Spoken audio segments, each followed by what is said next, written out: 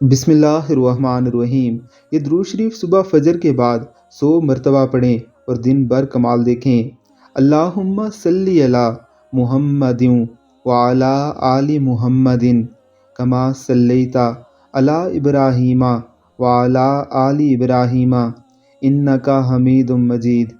اللہم بارک علی محمد وعلی آل محمد کما بارکت علی ابراہیم وعلی آل ابراہیم انک حمید مجید۔